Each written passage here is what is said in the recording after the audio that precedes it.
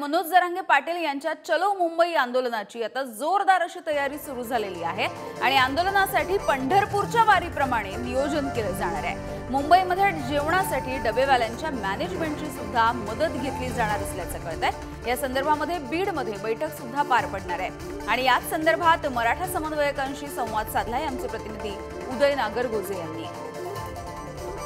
मराठा आरक्षण प्रश्नावर मनोज जरांगे पाटील यांनी आता निर्णायक लढ्याचा इशारा दिलाय।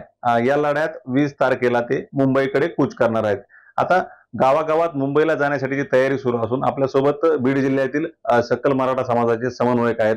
आपण त्यांच्याकडून जाणून घेऊया नेमकी कशी तयारी बीड जिल्ह्यात सुरू आहे, गावागावात एकंदरीत वातावरण काय आहे। काय सांगाल भैया, मनोज जरांगे पाटील यांच्या लढ्यात बीडचा मोठा सहभाग राहिला आहे। बीडचा कसा सहभाग या रॅलीमध्ये असणार आहे? गावात उत्साहाचं आणि एक आरक्षणासाठी हव्याचं वातावरण आहे। जसं बीडमध्ये 6 दिवसात जी सभा झाली होती, इशारा सभा, या बीड जिल्ह्यांनी ती पूर्ण करून दाखवली। तसंच उत्सवाचं वातावरण आहे। तरुणांनी आज रजिस्ट्रेशन करून ठेवलेलं आहे। जे नियोजन पार्किंगसाठी होतं, महिलांच्या सुरक्षेसाठी होतं, पुरुषांच्या सुरक्षेसाठी होतं, वेगवेगळ्या टी शर्ट मार्फत तेच नियोजन यावेळेस राहणार आहे। या संदर्भात चर्चा करण्यासाठी जिल्हा स्तरावर देखील एक बैठक होणार आहे। या बैठकीमध्ये साधारण काय सूचना दिल्या जातील, काय सांगा? 9 तारखेला बीड जिल्हा मराठा क्रांती मोर्चाच्या वतीने बीडला बैठक ठेवली आहे। या बैठकीमध्ये जवळपास सर्व समन्वयक जरांगे पाटलाच्या आदेशानुसार जे काही सांगतील त्या सूचना तंतोतंत प्रत्येक गावात खेड्यामध्ये पोहोचतील आणि त्या सूचनेचे पालन करून जास्तीत जास्त लोक मुंबईकडे जातील।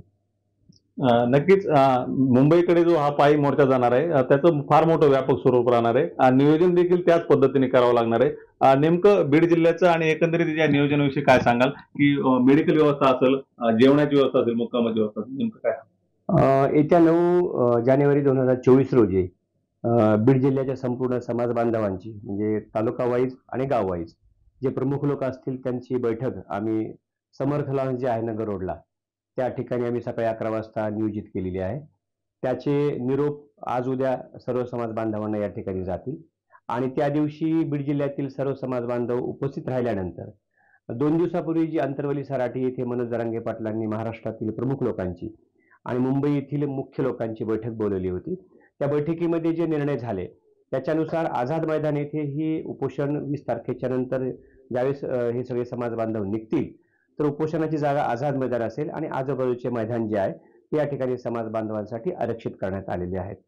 त्या ठिकाणची जी भोजनाची आणि त्यांची राहण्याची व्यवस्था जी आहे ते मुंबई येथील मराठा समाज बांधव आणि इतर समाज बांधव आणि काही NGO सोसायटीज हे त्यांचं खाण्याचं, त्यांच्या नाश्त्याचं आणि पिण्याच्या पाण्याचं नियोजन करणार आहेत।